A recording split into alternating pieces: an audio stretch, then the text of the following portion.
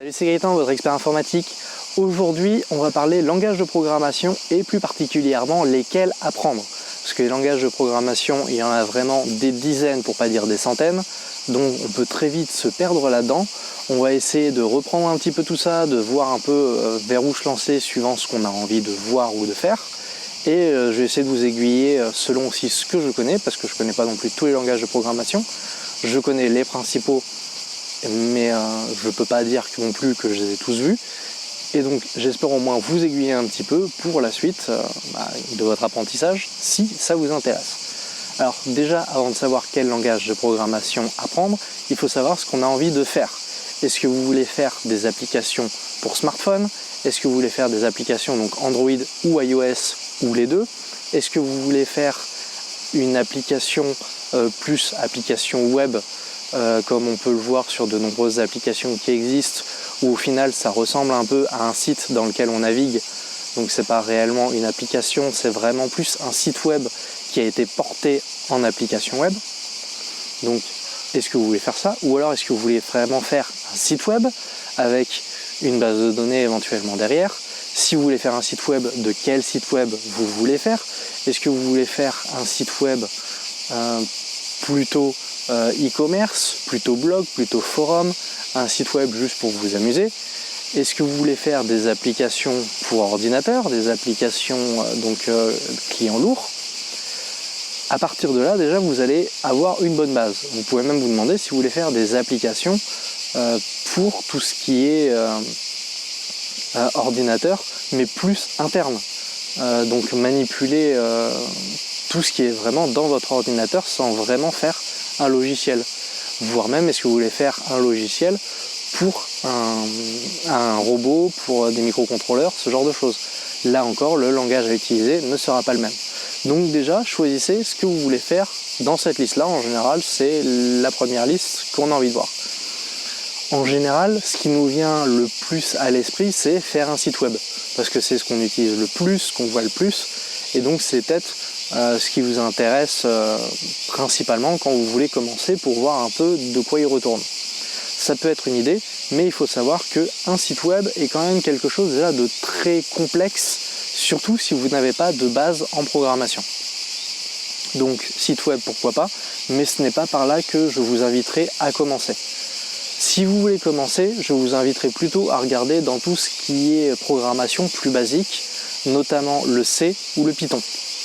Donc ces deux langages de programmation sont des langages de programmation machine, donc d'assez bas niveau, et vont être en fait utilisés par l'ordinateur pour faire des manipulations diverses. Donc vous pourrez vraiment faire tout ce qui est possible et imaginable de faire sur un ordinateur, mais uniquement en ligne de code en général. Vous n'aurez pas d'interface sur laquelle vous pourrez agir.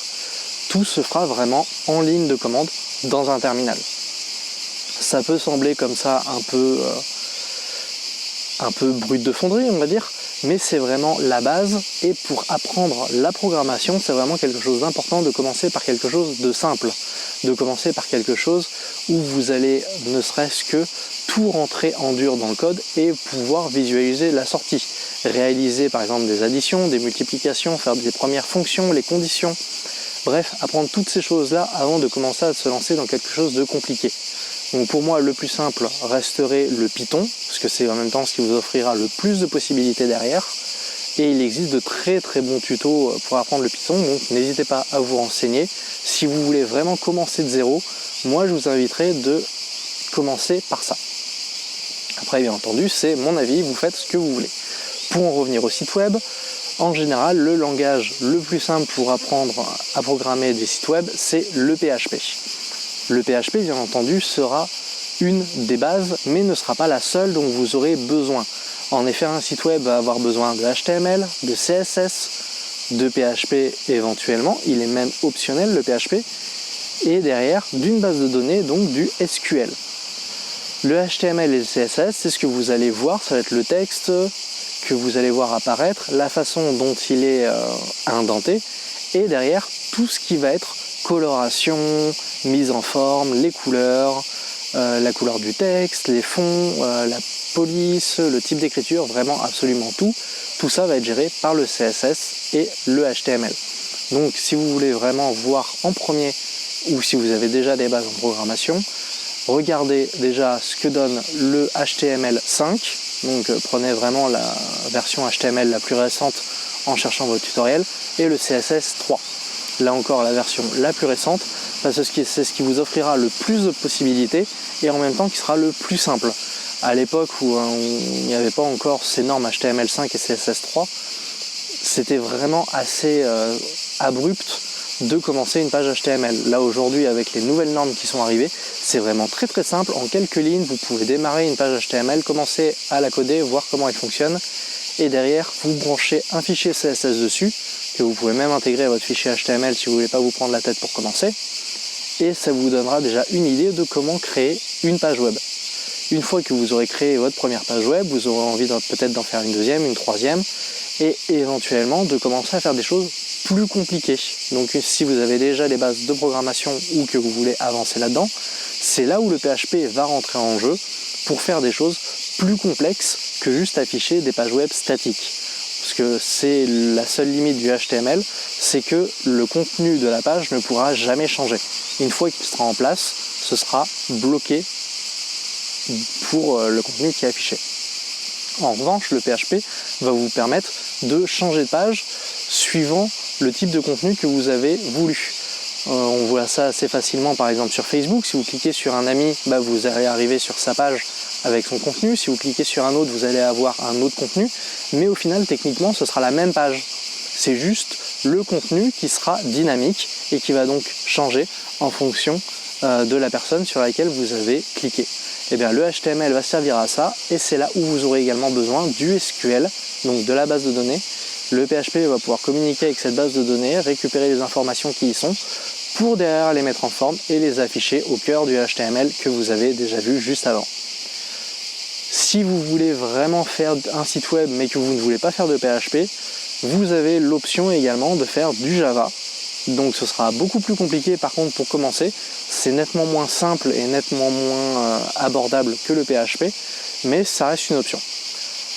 La dernière qui devient de plus en plus utilisée aujourd'hui, c'est d'utiliser une librairie plutôt orientée JavaScript.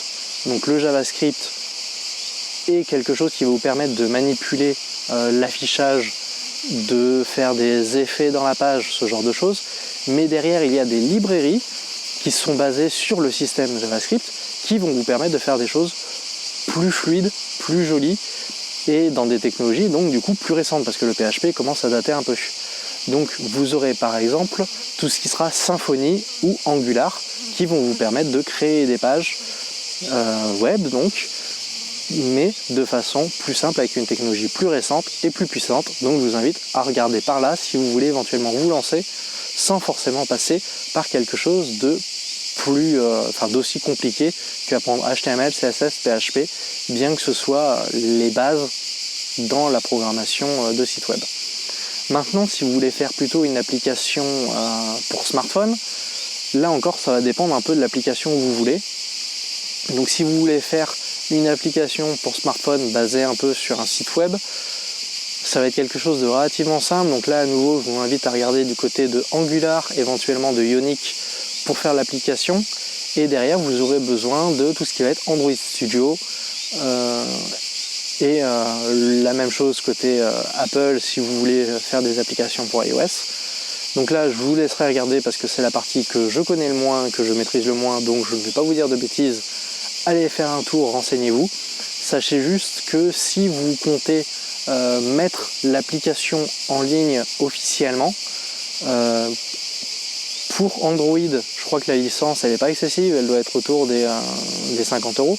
Par contre, la licence Apple déjà va vous coûter plusieurs centaines d'euros et en plus il vous faudra impérativement avoir un MacBook ou en tout cas un appareil Apple, enfin un ordinateur Apple, pour pouvoir compiler et créer l'application qui sera après envoyée sur l'Apple Store. Vous n'aurez pas le choix, c'est impératif d'avoir un produit Apple pour pouvoir l'envoyer. Après, si vous voulez faire un site web, regardez du côté d'Unity, un site web, une application pour smartphone, regardez du côté de Unity, ça vous donnera une idée un peu de ce que vous pouvez faire. et vous verrez un peu toutes les possibilités si vous voulez faire un jeu ou une application un peu stylée. Bref, regardez de ce côté-là, à mon avis, vous devrez trouver votre bonheur pour faire ça. Donc voilà, la vidéo était un peu longue, mais j'espère qu'au moins vous aurez trouvé un début de piste. Si c'est le cas, n'hésitez pas à laisser un pouce bleu. Si vous voulez plus d'informations, n'hésitez pas à poser vos questions en commentaire, j'irai y répondre. Éventuellement, je ferai des vidéos un peu plus spécifiques s'il y a besoin sur un langage de programmation. Et en tout cas, n'hésitez pas, les commentaires sont là pour vous. Et moi, je vous dis à bientôt dans une prochaine vidéo.